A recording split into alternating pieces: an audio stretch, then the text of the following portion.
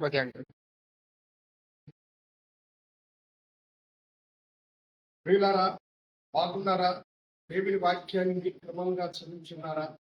ప్రార్థించుచున్నారా? నేటి ధ్యాన వాక్యము 34వ కీర్తన 18వ వచనం.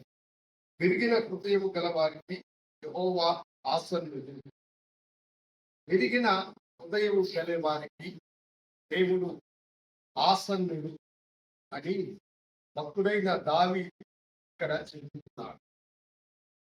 మనము తిరిగి నలిగిన మనస్సుతో దేవునికి మొరపెట్టినప్పుడు దేవుడు మన మొరను ఆలకించి మనకు ప్రత్యుత్తరము ఇచ్చేదరు అని దైవజనుడు. చాలాసార్లు మనం అనుకున్నవి జరగనప్పుడు మన మనస్సు వేదనతో నిండి ఉంటుంది. మనము నేను అనుకున్నది జరగలేదే అని బాధపడుతుంటాం. అది మన పిల్లల భవిష్యత్ కార్యమైన, వారి వివాహ కార్యమైన, మన బిజినెస్ విషయంలోనైనా, మన కుటుంబ జీవితంలోనైనా మనము అనుకున్నవి జరగనప్పుడు మన మనస్సు వేదనతో నిండి విరిగిన మనస్సుగా అది మారు. అయితే ఆ విరిగిన నలిగిన మనస్సుతో నీవు దేవుని సన్నిధిలో మొరపెట్టినప్పుడు దేవుడు నలిగిన నీ హృదయమును, విరిగిన నీ మనస్సును గ్రహించిన వాడే, ఆయన నీకు సహాయం చేయువాడే, నీ కార్యములను దేవుడు వర్తిల్ల చేయువాడుగా ఉన్నాడు. దావీదు తన జీవితంలో పొందిన అనుభవమునే ఇక్కడ మనకు తెలియచేస్తున్నాడు. ఆయన సౌలు రాజు చేతి నుండి తప్పించబడ్డాడు. ఎన్నోసార్లు సౌలు అతని ప్రాణమును తీయడానికి ప్రయత్నం చేసినాడు.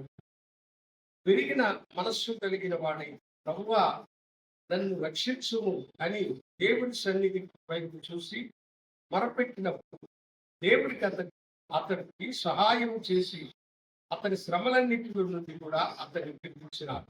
కాబట్టి దేవుని బిడ్డలారా, ఈ దినము ఏ విషయమై నీ మనస్సు వేదనిస్తుందో, నీ హృదయం విరిగిపోయినదని నీవు అనుకుంటున్నావో, దేవుడు నీకు ఆశలుండి నీ సమస్యను తీర్చి నీకు విజయమును అనుగ్రహించి గొప్పవాడిగా ఉన్నాడు.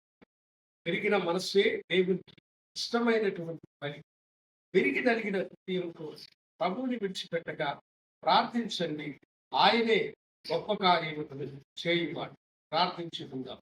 కనుక ఈ బిడ్డలకు మీరు తోడుగా నడిపించి విరిగిన మనసుతో వారు చేసే మొరను ఆలకించి ఆశీర్వదించుకొని యేసు నామం రక్షించున్నాము తండ్రి. ఆమేన్. శుభోదయం. ప్రభు మిమ్మల్ని దీవించుగాక. ఆమేన్.